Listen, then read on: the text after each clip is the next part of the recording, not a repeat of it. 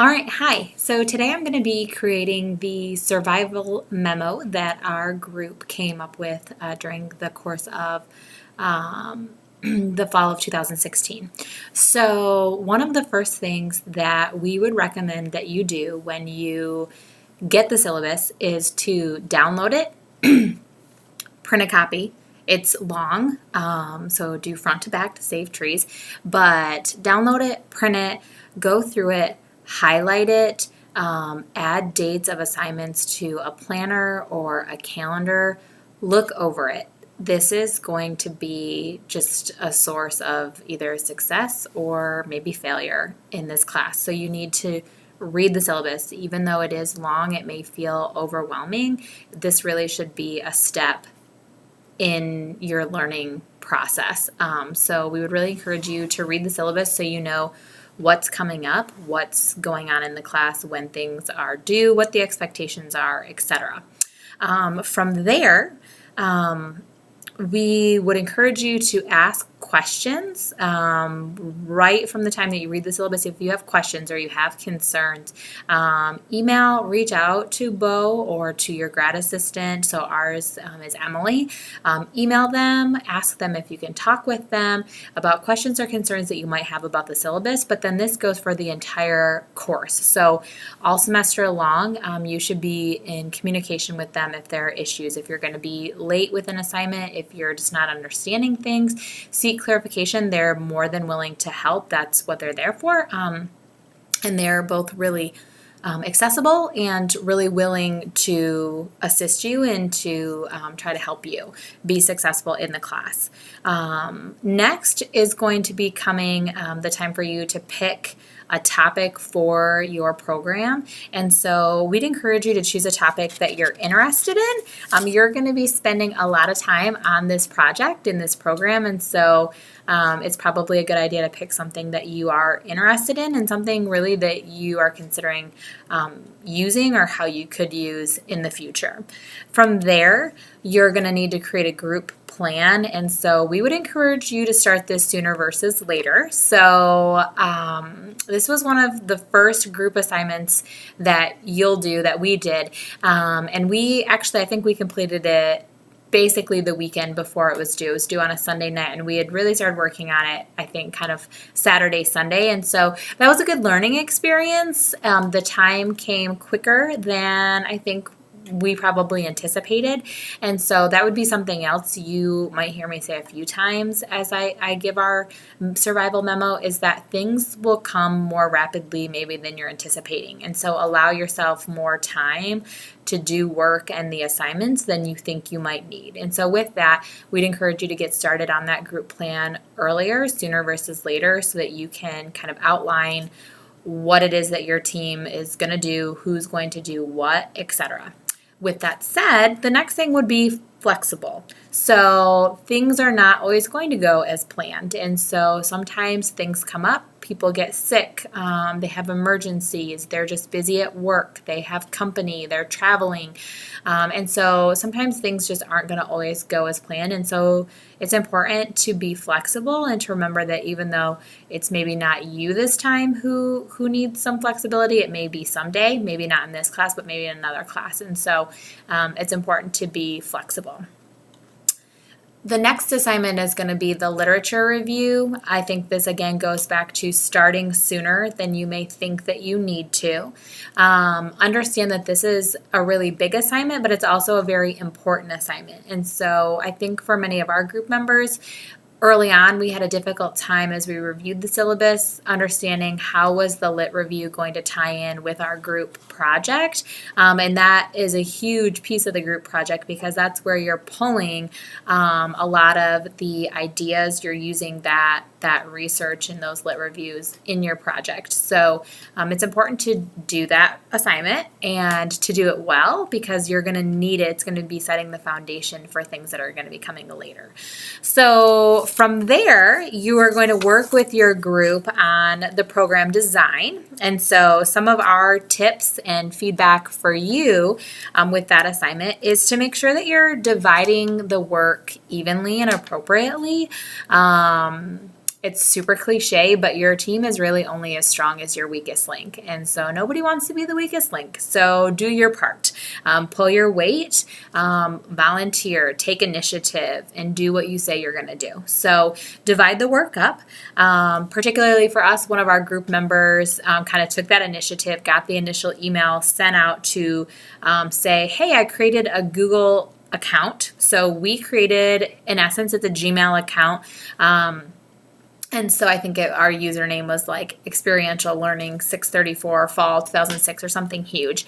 But then Will, he's the one that created it. Will had created this account, gave all of us the username and the password. And so from there, we used that to take advantage of Google Docs. And so for us, we always had a draft working copy of all of our pieces of our assignments. And so all of us could log in at any point and see it in real time. We weren't worrying about emailing back and forth and something being outdated or me making changes to an introduction while somebody else was doing it, but I didn't know that they were doing it because they're across the country. And so we found that Google Docs was a really good tool, and it's free. And at least from our experience, we had 4 different group members. All of us were pretty familiar with Google, and so it was something that it was a pretty easy, quick learning curve. And so that was something that worked well for us. Excuse me. So then from there, we also communicated via email. So we were not a group who ever did conference calls. We didn't do any like Skyping or FaceTiming, web chats. We really communicated solely through email. So we constantly were updating our Google Docs, and then we were communicating via email about who's doing what. When is this due? Hey, I posted something to Google Docs. Can somebody look over it and make sure I did it correctly? So we worked very well together as a team. That was something that was pretty unanimous across the board in our feedback of one another, as well as just kind of constant encouragement of one another and communicating with each other how thankful we were for our group and our group members, that we all worked hard, we all did our part, and that we all were efficient. So communication is key to completing your work in a timely manner. So it's important that you're communicating with your group members if you're unsure about something, if you've taken on an aspect of the assignment and then you get into it and you're like, I am not sure about this. I don't know how to do about this. It's important to communicate about that and not wait until the last minute and be like, I thought I'd figured it out and I haven't, so I don't know what to do now.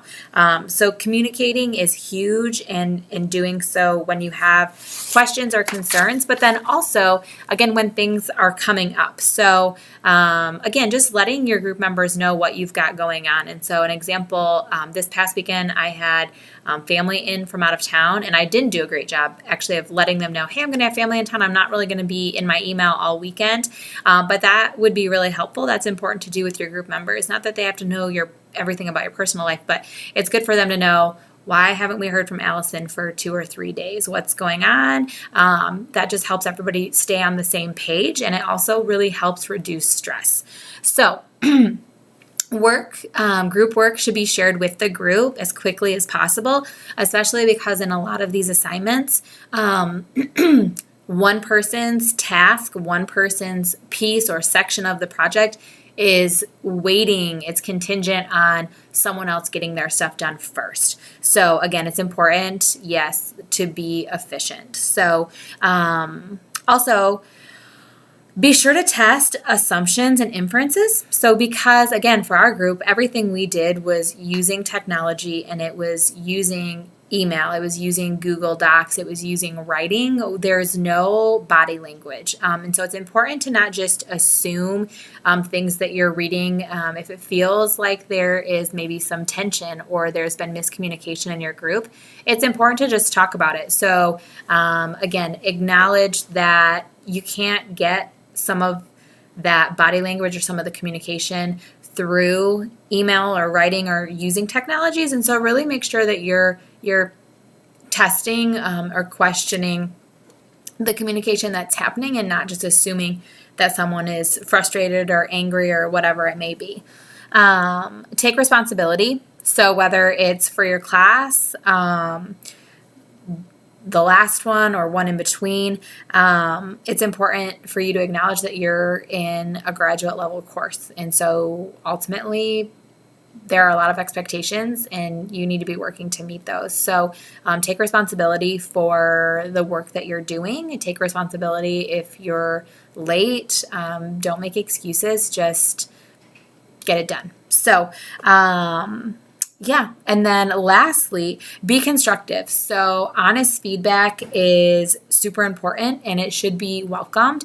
And so while it can feel good to get a lot of positive feedback and affirmations, constructive criticism is what's going to make you better. And so if someone comments on a discussion post that you put out there and that they don't necessarily agree with your thoughts, or they don't agree with what you said, or maybe they read and interpreted something differently than you, that's okay.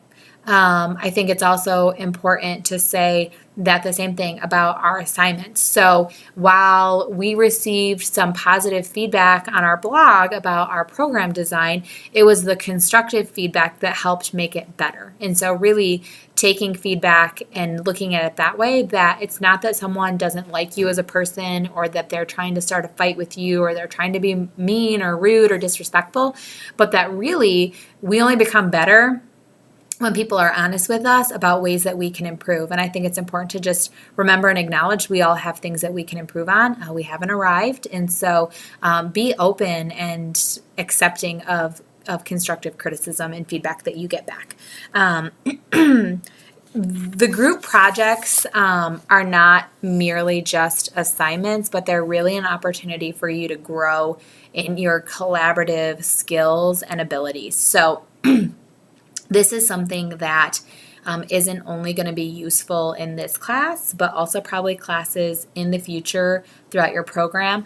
But even if, let's say, this was the last class in your master's program, it's the first time you've had to do group work, and you're like, why do I have to do this group work? Why? Like, what is this accomplishing? This isn't helping me. The reality is that for most of us, maybe not all, I try not to use words like all or everyone and no one and never, but most of us probably are going to be in positions where we have to collaborate in one form or another with people. And so even if we are going on and facilitating trainings at a company, right? We may be the only facilitator of that training, but we're still collaborating and working with individuals, whether that be our trainees or communicating with our supervisor about how the training went or things that he or she would like to see done differently, etc. And so collaboration is something that we just really can't avoid in life. And so we'd encourage you to embrace the group projects. They can feel uncomfortable. It's hard sometimes to trust people to do their part and to do quality work, and it feels like there's a lot of pressure to do well and to get a good grade, and so it can be frustrating if you worry about is someone else going to ultimately impact your grade. But we'd really encourage you to just kind of embrace the experience and to make the most of it because it is something that's going to continue throughout all of our life. Looking back, I want to see if there are any other notes I wanted to touch on. As far as the training, well, ours was a training, I apologize. As part of the program evaluation goes, I talked about how feedback isn't necessarily a bad thing. And that we'd also encourage you, the last couple of pieces would be to identify professionals who are willing to evaluate your program design. So the turnaround between when we submitted the design and when the evaluation was due was just a couple of weeks. And so you don't want to wait and linger and asking your evaluators to do the evaluation a week in. That only gives them then a week, and you want to give them time to, you want to be respectful of their time and giving them enough time to do their evaluation. And then you need to take that feedback and turn that into like a final product. So again, it goes back to time goes a lot quicker than you're probably anticipating. And so you're going to want to explore who can evaluate our program and asking them very early on. The last thing is also we'd encourage you to begin redesigning your project as the feedback comes in. So you're going to get evaluation from your professional evaluators as well as students, excuse me, and the instructors. And so we'd encourage you that as you're getting that, start making changes to your program design then so that you're not going back a couple weeks later and having to sift through all of this feedback and trying to decide what do we want to do, what don't we want to do. Again, if you're doing it as it's coming in, it's going to make the experience a lot more efficient. So hopefully you have found this survival memo to be helpful. And yeah, we wish you the best in your course. Enjoy.